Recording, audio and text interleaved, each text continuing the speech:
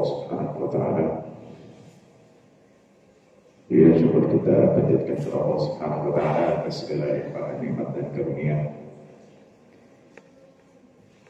Di pagi hari ini Allah Subhanahu wa taala masih memberikan kita nikmat dan karunia-Nya berupa kesehatan, kesempatan dan kekuatan, sehingga kita bisa bersama-sama mendatangi majelis ini untuk melanjutkan kajian kita tentang tafsir Al-Quran ini. Salawat dan salam semoga selalu disampaikan kepada junjungan kita, panutan kita, saudara kita, kedua kita, Nabi kita dari Muhammad Sallallahu Alaihi Wasallam, beserta seluruh keluarga, sahabat, kerabat, dan juga pengikutnya yang senantiasa mengikuti jejaknya dan mengamalkan ajaran-ajaran. Hadirin Allah Subhanahu wa taala, di kesempatan yang lalu kita sudah menjelaskan tentang sifat orang yang mencela orang, baik di hadapannya atau di belakangnya. Di hadapan mukanya dia disebut dengan mumazah, di belakangnya dia disebut dengan pemazah. Dan sudah kita jelaskan bahwa orang yang mencela orang yang merendahkan orang lain, baik di mukanya atau di belakangnya, ada beberapa faktor.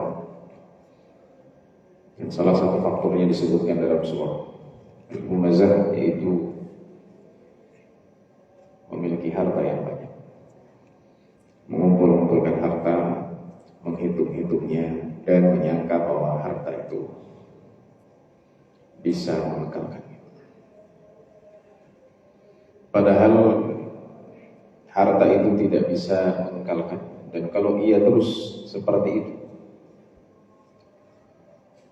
terus dengan sifat buruknya, yaitu menjadi mumazah dan lumazah,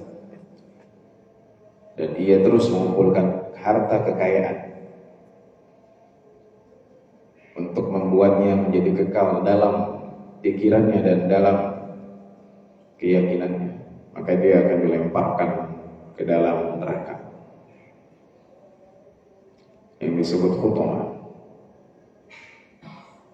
di mana ada beberapa sifat dari khutamah, yaitu ia api yang menyala-nyala.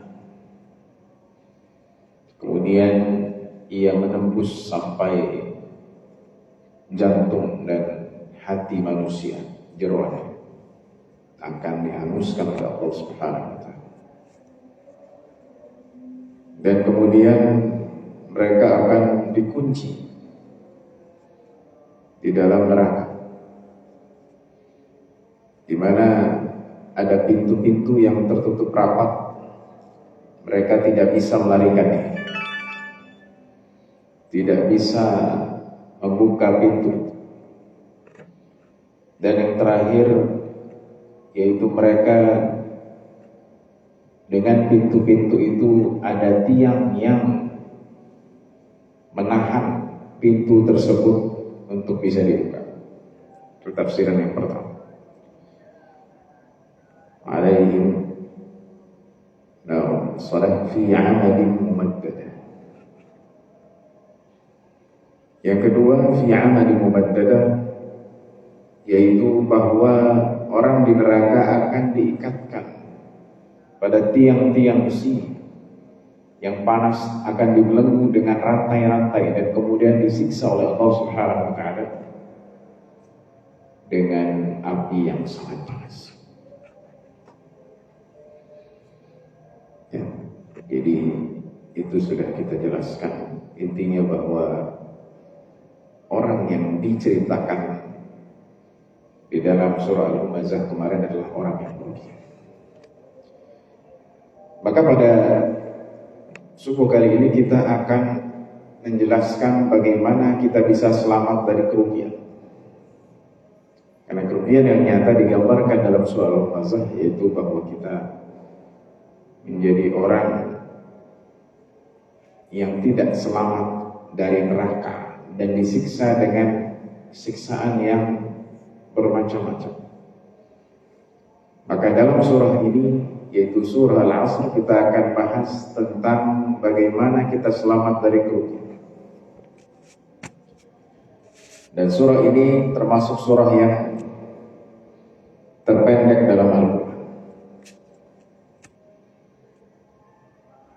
Biasanya dibaca waktu kecil kalau mau tutup majlis Al-Asr, dan itu ada hadisnya. Baik. Jadi Allah Subhanahu wa taala mengatakan Bismillahirrahmanirrahim, wal 'asri, demi masa. Jadi al-'asr itu artinya dua. Pertama ad-dahru, yaitu masa. Atau al-'asru artinya sholat asar. Jadi kita nyebutnya asar. Atau al-'asru juga sering dipakai di pesantren-pesantren, mereka menyebutnya al-ma'hadul asri. Al-ma'hadul asri, pondok modern, ya, kekinian. Dari semua arti itu menunjukkan masa, dan yang dimaksudkan di sini antara dua, yaitu waktu asar atau waktu itu sendiri semuanya. Itu kita nyebutnya dengan masa.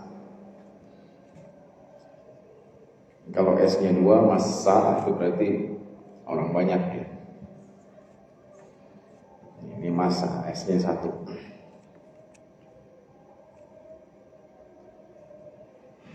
Jadi Allah Subhanahu wa taala bersumpah dengan masa. Dan di dalam surah-surah Juz Amma yang kita sedang bahas, bahwa seringkali Allah Subhanahu wa taala bersumpah. Ya. Dan Allah bersumpah dengan apapun yang dikehendakinya. Ini penting saya ulang-ulang. Sedangkan manusia tidak boleh bersumpah kecuali dengan Allah Subhanahu wa taala. Man kana halifan falyahlif billah. Barang siapa yang bersumpah, maka hendaklah bersumpah dengan nama Allah Subhanahu wa taala. Itu kalau manusia, tapi Allah Subhanahu wa taala bersumpah dengan apa saja. Dan ini adalah sumpah pertama dalam kajian tafsir kita. Nanti kita akan sampai Allah bersumpah dengan buah tin dan zaitun, bersumpah dengan malam, bersumpah dengan siang, bersumpah dengan gunung, bersumpah dengan bumi. Dan di sini Allah bersumpah dengan waktu. Dan setiap sumpah yang Allah sebutkan di dalam Al-Quran ada penekanan tentang urgensi apa yang Allah sumpah dengannya. Jadi ada urgensi dari sumpah yang Allah gunakan. Dan di sini jelas sekali, yaitu urgensi waktu. Ya.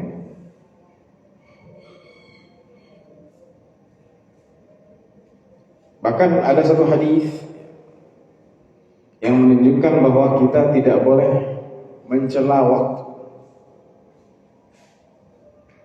Dalam hadis sahih Rasulullah SAW bersabda, "La tasubbu ad-dahra, fa ana wad-dahr." Jangan engkau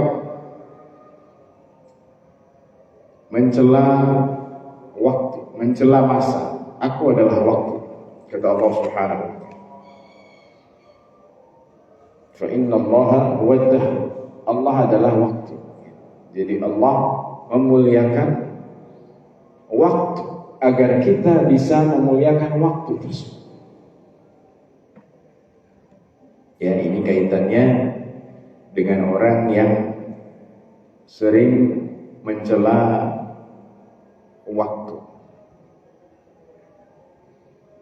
Ya, hari ini hari apes, enggak boleh. Jangan kawin di Jumat Kliwon bulan 11 ya, karena itu hari ya, jelek. Enggak boleh, karena semua hari itu sama saja. Dan Rasul mengatakan la tasubud dahra, jangan kau mencela waktu. Kalau kita lagi kesel, jangan kita mencela waktu. Aku hari ini apes. Ya, mungkin maksudnya saya yang apes. Tapi jangan bilang ini hari jelek, ini hari keberuntungan,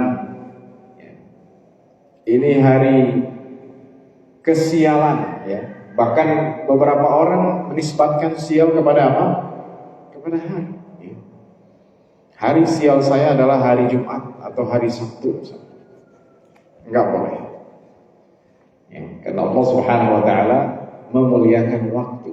Dalilnya mana? Wal asri. La tasubud dahra. Inna Allah huwa dahr. Jangan kau mencela waktu karena Allah adalah waktu. Artinya apa? Allah memuliakan waktu. Baik. Ada juga yang menafsirkan bahwa al-asr, salat asar.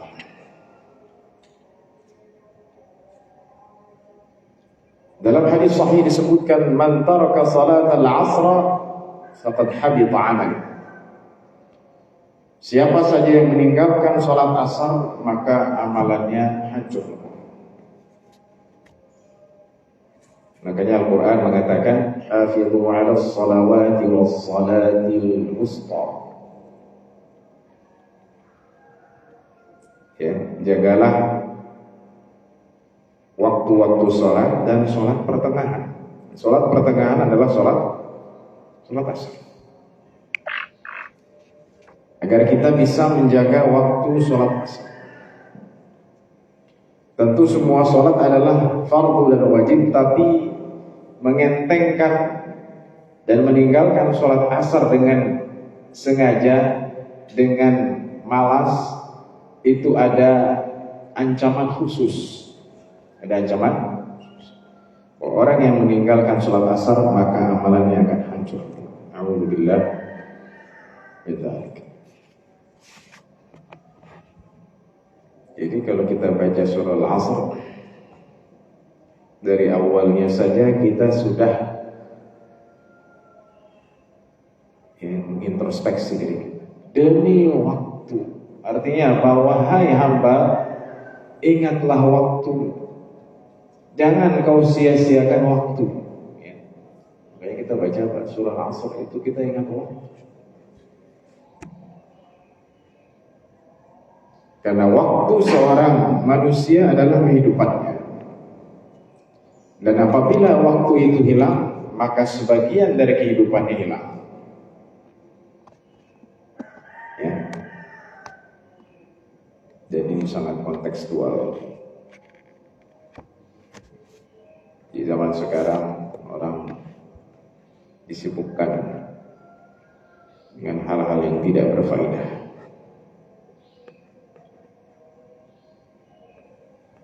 Waktunya hilang begitu saja. Baik dari mulai anak-anak, remaja, dewasa sampai yang tua, banyak dihabiskan waktunya untuk hal yang tidak bermanfaat. Anak-anak remaja menghabiskan waktunya sebagian dan banyak untuk main game. Dewasa menghabiskan waktunya untuk sosmed. Orang tua sebagian menghabiskan waktunya untuk nongkrong. Kemudian main kartu dan lain bisa. Padahal waktu kita sangat terbatas. Banyak nggak bosan saya menyampaikan tema waktu itu karena ini sangat kontekstual dan setiap bertambah hari bertambah kita tahu bahwa waktu itu sangat mahal. Ya, waktu itu sangat mahal. Makanya ada pepatah, al-waqtu kas-sayf, illam taqta'hu qata'ak. Waktu itu seperti pedang. Kalau engkau tidak melawan pedang itu, maka dia akan menusuk dan memotong.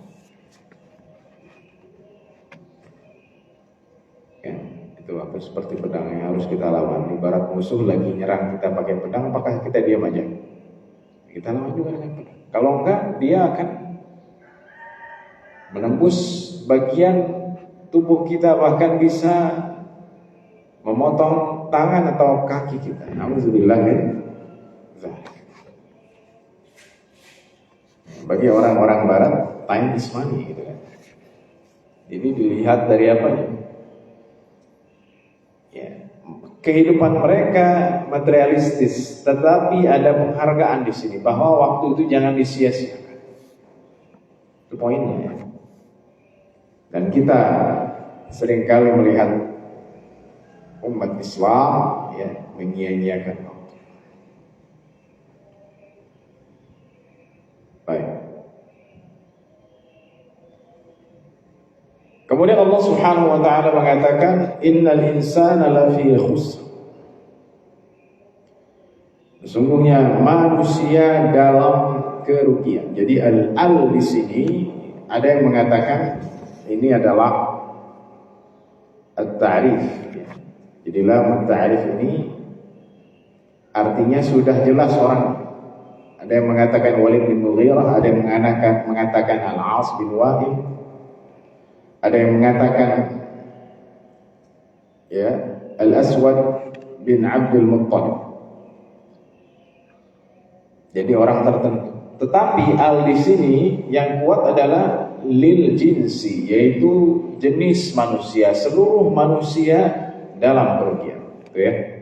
Jadi al di sini artinya lil jins atau istighraq, untuk semua manusia. Sesungguhnya semua manusia dalam kerugian.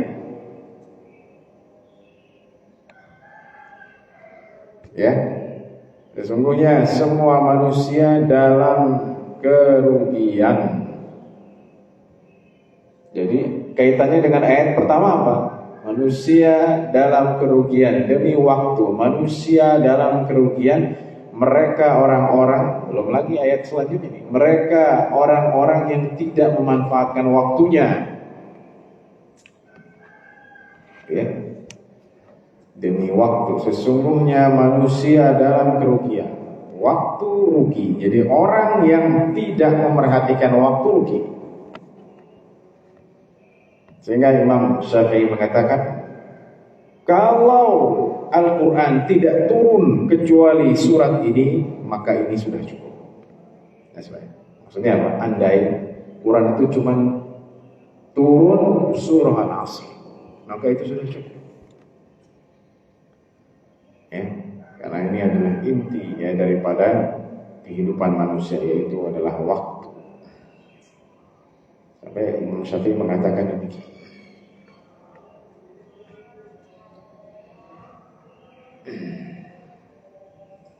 Ya.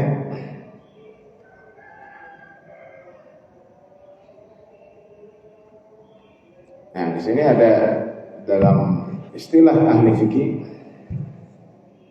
tambahannya. Kalau ada orang yang dia bersumpah, ya dalam fikih itu ada andai-andai ya. Nah, ini banyak sekali pecahnya, kalau begini mana, kalau begini mana. Ada orang yang bersumpah tidak mau ngomong dengan seseorang asran, ya, selamanya. Maka kata Imam Malik, yuhmalu 'ala sanah. Maka itu diambil paling sedikit, yaitu 1 tahun. Ya, karena itu paling panjang kata Imam Malik rahimahullah taala. Ya. Jadi misalnya ada orang bertengkar, kemudian dia bilang, saya tidak akan berbicara kepadamu demi Allah sepanjang masa. Maka sepanjang masa setahun. Kalau dia nggak mau ngomong sepanjang masa, berarti dia nggak ngomong selama. Tidak demikian dalam fikih.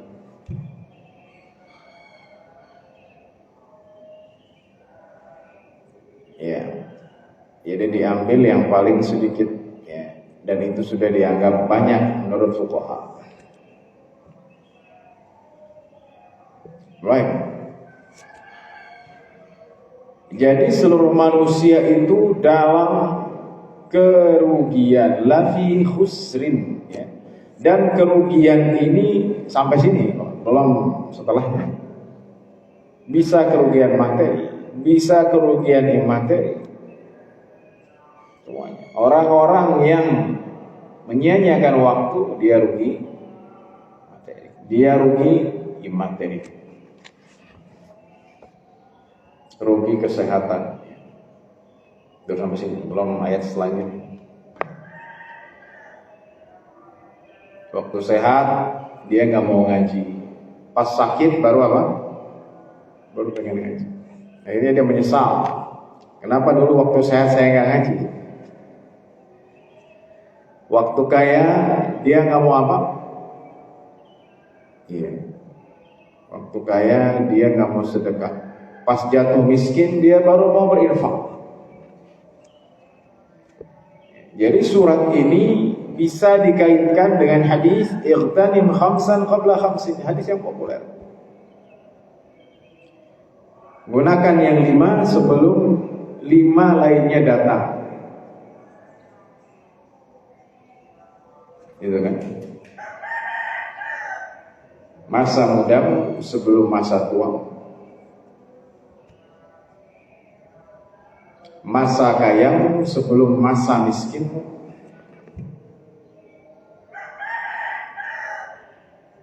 Masa sehatmu sebelum masa sakitmu. Masa luangmu sebelum masa sibukmu. Dan masa hidupmu sebelum masa matimu.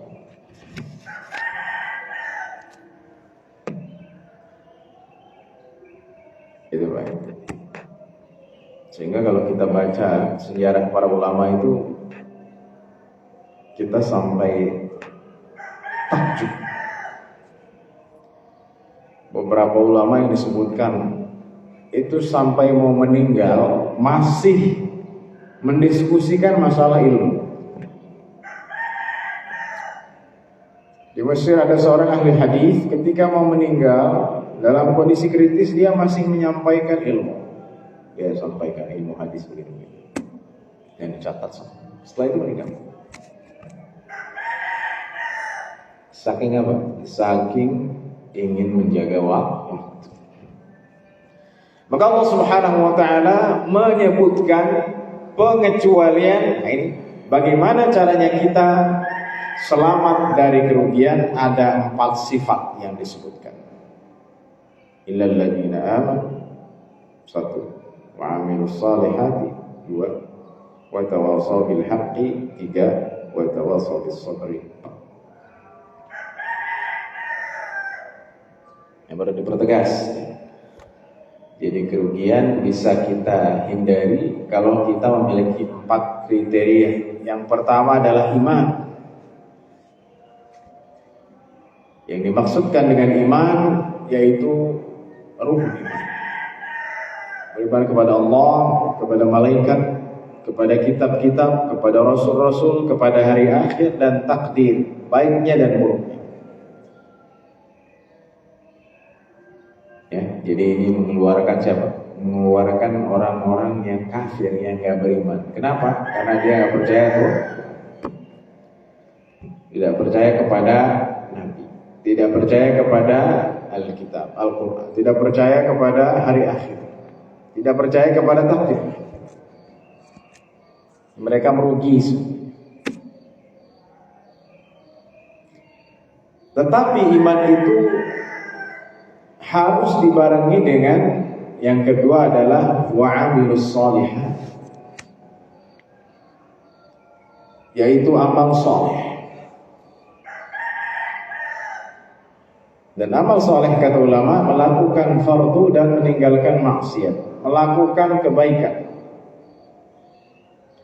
Jadi kalau kita mengatakan saya beriman kepada Allah, saya beriman kepada hari akhir, harus disertakan dengan amal soleh. Saya beriman kepada akhir, tapi tidak pernah menyiapkan diri untuk hari akhir. Oh, berarti saya belum amal soleh. Saya beriman kepada hari akhir, tapi saya nggak takut dosa. Ya, berarti kita belum menyiapkan kepada untuk hari akhir. Saya beriman kepada malaikat, tapi kita masih tidak takut melakukan dosa saat orang-orang nggak melihat kita. Padahal ada malaikat apa? Malaikat yang mencatat. Ya. Wa inna 'alaikum lahafizina kiraman katibin. Sesungguhnya ada beserta kalian malaikat-malaikat yang menjaga, kiraman katibin, yang mencatat. Mulia dan mereka mencatat amal. Jadi kalau saya percaya kepada malaikat, ya kita harus yakin bahwa amalan kita dicatat semuanya. Walaupun tidak ada CCTV yang menangkap gambar kita ya. Kadang orang seperti itu zaman sekarang. Ya kalau masalah hukum beda lagi, karena nggak ada CCTV, nggak ada bukti, mungkin ya bagi dia aman. Padahal malaikat mencatat. Dan orang yang beriman, orang yang mau selamat dari kerugian, dia harus mengaplikasikan bahwa percaya kepada malaikat, yaitu ada malaikat yang mencatat amalannya, sehingga ia hati-hati dalam berbuat. Ya, iman kepada kitab, iman kepada kitab-kitab Allah, yaitu membaca Quran, itu amal soleh. Iman kepada Allah, melakukan hal-hal fardu. Ya, iman kepada Rasul, meneladani itu, Pak. Karena kita momentum dalam bulan Rabiul Awal ini, meneladani siapa? Meneladani para nabi alaihi wassalatu wassalam, apalagi Nabi kita Nabi Muhammad sallallahu alaihi wasallam. Jadi illal ladzina amanu itu berkaitan dengan keyakinan, wa amalus sholihat berkaitan dengan apa? Dengan aksi, dengan perbuatan. Ya.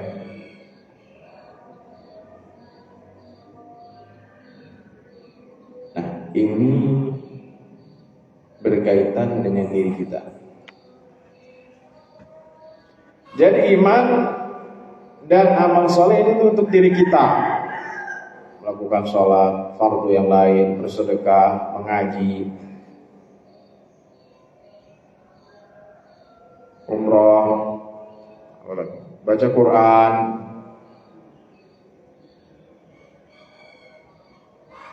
Cukupkah sampai sini? Tidak. Harus ada yang untuk orang lain. Harus ada kebaikan itu bisa orang lain mengikuti kita. Bagaimana caranya? Wa tawassaw bil haqqi wa tawassaw bis sabr. Ya, jadi tadi itu buat kita. Tapi dalam surah Al-Asr ini, kalau kita mau selamat dari kerugian, kita harus bisa ngajak orang. Untuk apa? Untuk baik juga. Sekarang saya sudah rajin, ibadah rajin, ngaji rajin, sedekah rajin, tapi orang lain kita nggak peduli. Apakah kita bisa selamat dari kerugian? Tidak. Karena ini ada wa tawassaw bil haqqi wa tawassaw bis sabr. Gimana orang lain ya, biarinlah. Dia mau masuk neraka, dia mau menjadi orang yang jahat, ya bodo amat. Tidak. Tetapi yang ketiga dan keempat ini berkaitan dengan nasihat. Saling menasihati. Karena agama itu adalah nasihat, ad-dinun nasihat.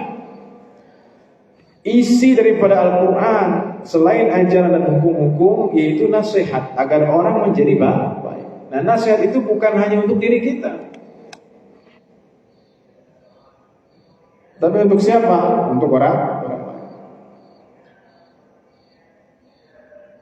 Nah, ini berat.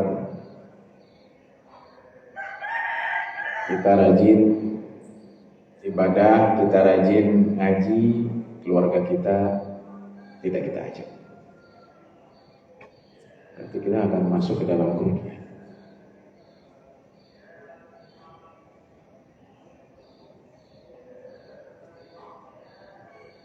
Ibunya misalnya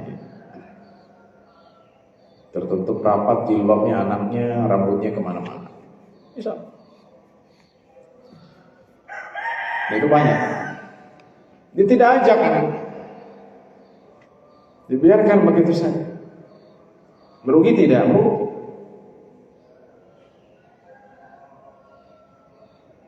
Ya. Jadi ini sinkron dengan firman Allah Subhanahu wa taala, "Ya ayyuhalladzina amanu qu anfusakum wa ahlikum nar." Wahai orang yang beriman, jagalah diri kalian dan keluarga kalian dari api neraka. Jagalah diri kalian dan keluarga kalian dari api neraka. Di sini Allah mengatakan diri kalian saja atau dengan orang lain? Maksudnya bukan diri kita saja, tapi juga keluarga kita. Ya, maka di sini harus kita saling berwasiat. Ya. Wasiatnya dengan apa? Wasiatnya yang pertama adalah dengan kebenaran.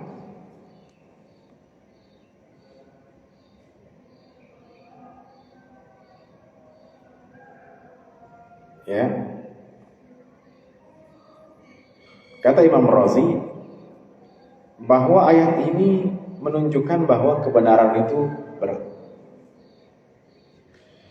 Bahwa akan banyak cobaan yang atau rintangan yang akan menghalangi kebenaran itu. Makanya harus adanya tawasi, saling berwasiat. Maksudnya gimana?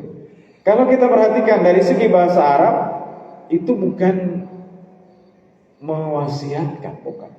Jadi tawasau dalam bahasa Arab itu wazannya tafa'ala. Dan wazan tafa'ala itu artinya musyarakah, saling.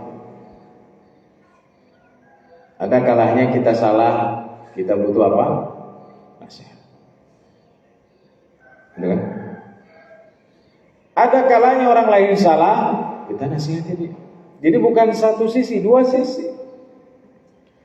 Ada kalanya kita dalam posisi yang sangat tidak menguntungkan, kita down, kita butuh penguatan. Ada kalanya orang lain dia dalam kondisi yang tidak bagus, kita kuatkan dia. Akhirnya Allah mengatakan apa? Tawasau. Bukan berwasiat tapi saling. Itu banyak. Yang paling kecil lingkupnya apa ya? Keluarga. Yang paling kecil lingkupnya apa? Ya pasangan kita. Kalau istri kita salah, kita nasihati dia. Kalau kita salah, ya kita harus siap dinasihati oleh siapa? Oleh istri kita. Oke? Okay? Jangan pokoknya saya selalu benar ya. Tidak demikian. Mungkin kita salah. Dalam kebenaran kenapa? Dan kesabaran. Kenapa? Karena dalam menjalani hidup ini penuh dengan rintangan. Bukankah Rasulullah SAW duanya? Kebenaran, kesabaran. Rasul menyampaikan kebenaran dan beliau adalah manusia yang maksum. kebenaran.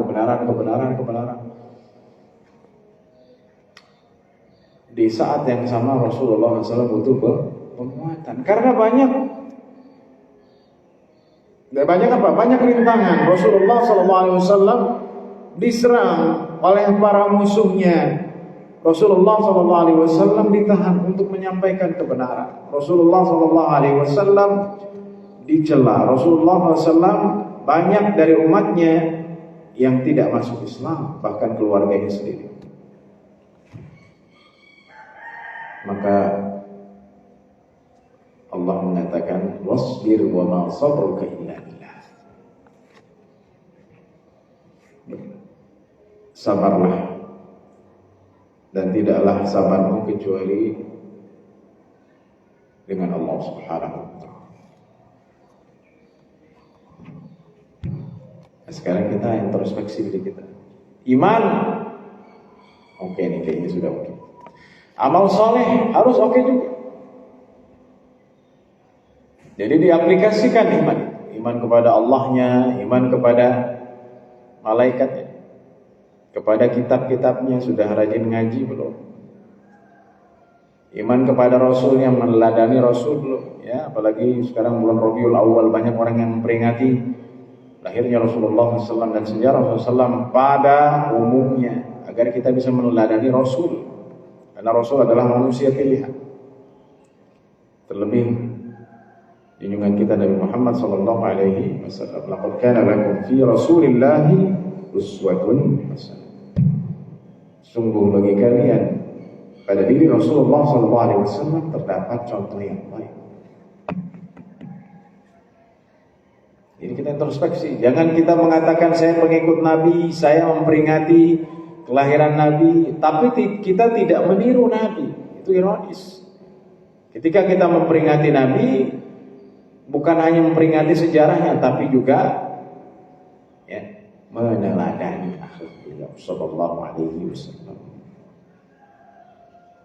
Beriman kepada hari akhir, tadi kita introspeksi diri, apakah kita dengan hari akhir tersebut kita sudah mempersiapkan untuk kematian? Belum, karena kematian gak ada yang tahu.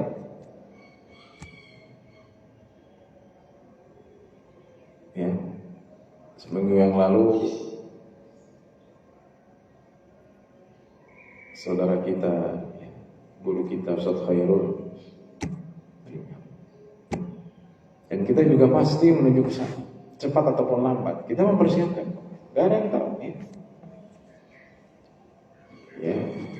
Di umur yang belum sampai 49 tahun.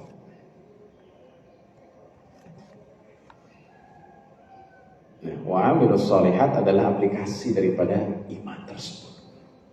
Kita persiapkan. Beriman kepada takdir. Nah, ini juga kita aplikasikan dengan apa? Ya, kita tidak mengeluh atau kita meminimalkan mengeluh atas keadaan yang kita hadapi. Tidak putus asa. Itu kan aplikasinya. Beriman kepada takdir. Putus asa, nggak punya harapan. Padahal semua sudah ditentukan oleh Allah Subhanahu wa taala. Nah, kemudian selanjutnya, yang dua lagi adalah berkaitan dengan adanya saling kepada orang lain dan orang lain kepada kita, yaitu saling berwasiat dengan kebenaran. Sampaikanlah kebenaran walau itu pahit. Yang berat ya. Sampaikanlah kebenaran walau itu pahit. Karena kan kita gak enak nyampein kebenaran. Sampaikan bahwa itu adalah salah, bahwa itu adalah bertentangan dengan ajaran Allah Subhanahu wa taala. Kita harus sampaikan.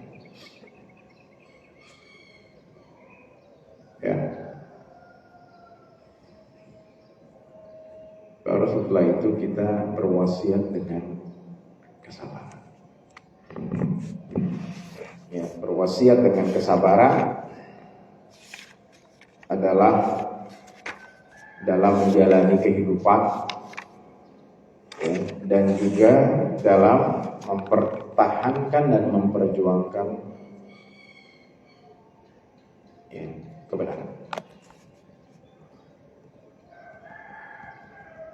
Dan orang yang paling banyak cobaannya adalah Nabi. Itu yang harus kita yakini. Kata Nabi SAW, aktsarul asyaddun nasi bala'an al-anbiya fal-amthalu fal-amthal. Orang yang paling banyak cobaannya adalah para nabi. Jadi jangan kita merasa saya ini banyak cobaannya, diuji terus sama Allah, ya. BBM naik, ya harga naik, ya coba. Nabi SAW juga menghadapi cobaan lebih dari kita, ya. Bagaimana Rasulullah SAW kehilangan seluruh anak lelakinya di waktu kecil, bagaimana SAW, ya, kehilangan anak perempuannya.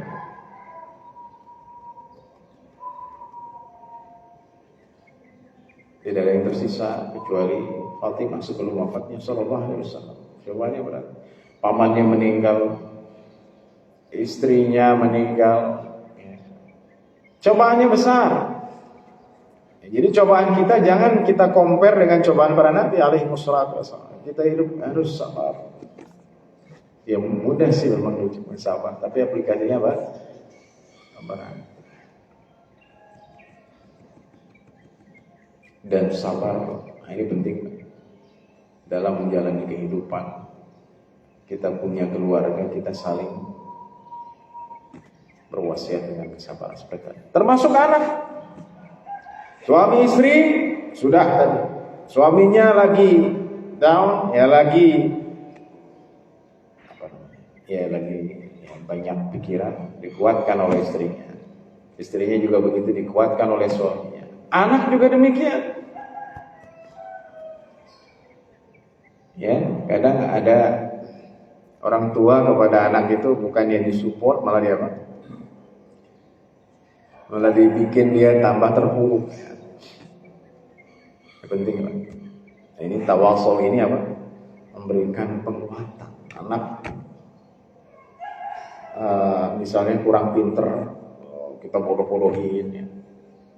Nggak mengamalkan ayat ini. Anak skripsinya belum selesai, kita malah cela dia, ya jelek-jelek. Kamu mah nggak bakal selesai nih sarjana. Harusnya tawasul, ya. Bukan menjatuhkan. Itu dalam lingkup kecil keluarga. Bagaimana dengan lingkup RT, RW, lebih besar lagi ya umat ini Nabi Muhammad SAW itu memberikan wasiat dan umat beliau saling berwasiat dengan kesabaran dan kebenaran itu. Maka jadilah mereka sebaik-baiknya umat. Jadi dari yang kecil dulu. Ya, jangan sampai kita ignorance atau tidak peduli, ya. Bahkan yang lebih dari tidak peduli, kita malah apa? Malah membuat orang terdemotivasi. Ya, jadi kalau kita baca watawasau itu artinya apa? Menguatkan. Watawasau itu artinya apa? Memotivasi. Watawasau itu artinya apa? Memberi masukan. Alam ini dari satu kata aja, ya. Jadi kita menerjemahinnya wasiat gitu ya. Padahal maknanya adalah nasihat, memberikan masukan, memberikan motivasi. Agar apa? Agar kita bisa benar dan bisa sabar. Memberi wasiat agar apa? Agar kita beriman, beramal soleh, ya, dan menjalankan perintah Allah. Ya, berwasiat untuk apa? Agar kita tidak menjadi orang yang merugi. Ya. Dan dari 4 sifat ini rugi yang dimaksud adalah demikian, ya. Bukan rugi materi seperti di awal. Ya. Jadi kalau kita hubungkan dengan surat sebelumnya, kalau kita punya uang banyak tapi kita tidak memiliki kriteria yang 4 ini, kita rugi. Ya, kalau kita punya harta kekayaan yang berlimpah, tapi kalau kita tidak memiliki 4 ini, maka kita merugi. Kita punya banyak uang tapi nggak sedekah. Kita punya banyak uang tapi nggak pernah ibadah, nggak mau dekat kepada Allah. Ya, kita punya jabatan kekuasaan tapi kita nggak menerima nasihat, gitu kan? Kita punya kekuasaan, tapi kita nggak gunakan kekuasaan itu untuk kebaikan, maka kita merugi. Jadi surah Al-Asr, walaupun surah ini sangat pendek, tetapi maknanya mendalam. Dan ini ya bisa dikatakan salah satu surat yang motivasinya sangat dan kental sih. Semua ayat Quran itu motivasi, Pak. Jadi dulu orang ya, butuh motivator, ya kan? Butuh motivator. Bahkan banyak trainer-trainernya. Hingga ternyata sebagian motivator bermasalah gitu. Saya nggak usah sebutkan nama-nama. Bermasalah pada dirinya gitu kan. Padahal motivasi yang paling besar itu adalah Al-Quran. Baca surah Al-Asr. Di situ ada motivasi masalah waktu, di situ masalah menggunakan waktu, di situ ada motivasi untuk sabar, ya, untuk benar, ya, untuk beramal yang soleh dan beriman kepada Allah Subhanahu wa taala. Semua ayat motivasi dan ini lebih sangat jelas di sini, ya. Khususnya kita umat di akhir zaman ini. Jadi jangan sampai kita abai, ya, bahwa kemajuan umat ini tidak mungkin diraih oleh orang yang menyia-nyiakan waktu. Ada. Ya. Tidak ada ya, dalam sejarah tokoh Islam itu menyia-nyiakan waktu, enggak ada. Imam Nawawi itu tidurnya cuma 2 jam sehari. Sebelumnya dia baca nulis ya. Jadi enggak pernah. Umur 40 lebih ratusan buku yang ditulis. Ya. Syekh Qaradawi yang baru meninggal ya, umurnya 96. Kelahiran 26.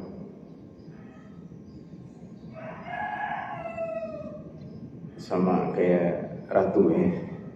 Ratu Inggris. Ini ratusan buku yang tulis. Ya. Terlepas dari kekurangan, ya jelas ada sisi salah dari manusia, tapi kita lihat secara global, secara beliau adalah salah satu tokoh Islam dan yang mengamalkan wal asri innal insana lafi khusr. Ya. Para ulama lainnya, mereka adalah orang-orang yang tidak pernah menyia-nyiakan waktu, orang-orang soleh. Kalau nggak menulis, kalau bukan untuk ilmu, ya untuk kebaikan. Kalau bukan untuk kebaikan, untuk dirinya sendiri. Ya, kalau nggak untuk dirinya sendiri, untuk keluarganya, untuk orang lain. Jadi semuanya kena. Ada salurannya masing-masing. Nggak mesti semua jadi orang ulama, tidak ya. Tapi waktu itu dipergunakan. Kalau dia pebisnis, dia gunakan waktu ya bisnis itu dengan baik dan dia tidak akan melalaikan Allah ya, untuk mengingat Allah Subhanahu wa taala. Jadi kejayaan Islam ya itu tidak mungkin diraih dengan menyia-nyiakan waktu. Dan umur kita semakin bertambah di waktu yang sama semakin berkurang. Bertambah jumlahnya, berkurang jatahnya.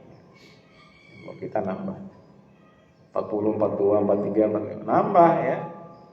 Tapi pada dasarnya dia berkurang karena jatah hidup kita ya itu sementara. Ya paling lama kita hidup 100 tahun mungkin ya, kalau kita mau melihat orang seperti Syekh Qaradawi atau Queen Elizabeth II gitu kan yang hidupnya hampir 100 tahun. Tapi yang lebih dari itu jarang. Kalau kita mau melihat umur terpanjang, ada nggak umur yang 200 tahun? Nggak ada. Mungkin ada 1-2 orang, ya itu pun benar atau enggaknya nggak tahu kan di beberapa daerah. Tapi yang 100 tahun itu pun jarang. Maka waktu yang tersisa kita gunakan dengan sebaik-baiknya dan kita mengamalkan surah Al-Asr. Salah satu surah terpendek dalam Al-Quran, tetapi isinya dahsyat, ya, isinya adalah motivasi, isinya adalah penguatan, isinya adalah mengingatkan kita betapa kita hidup ini merugi kalau kita tidak menggunakan waktu, kalau kita tidak beramal saleh, kalau kita tidak beriman, kalau kita tidak memberikan motivasi, wasiat, penguatan, masukan dalam kebenaran dan kesabaran. Semoga Allah Subhanahu wa taala memberikan kita kekuatan dan kita bisa mengaplikasikan apa yang kita pelajari. Jadi tujuan mempelajari tafsir itu pertama kita paham yang kita baca. Yang kita baca hafal ya, banyak hafalan tapi nggak ngerti. Setelah kita ngerti kita renungi. Setelah kita renungi kita masukkan ke dalam hati dan setelah itu kita hafalkan. Jadi ujungnya ke sana. Jadi menghafal Quran itu adalah satu langkah. Pertama bacanya, habis baca hafal. Baca, melancarin, hafal, kaji tafsirnya, renungi, resapi, kan gitu ya. Jadi itu sepaket. Semoga Allah jadikan kita hamba-hamba yang bisa menjalankan apa yang diwahyukan dalam Al-Quran dan juga apa yang disabdakan dan dicontohkan Rasulullah SAW. Amin ya rabbal alamin. Subhanakallahumma wa bihamdika asyhadu an la ilaha illa anta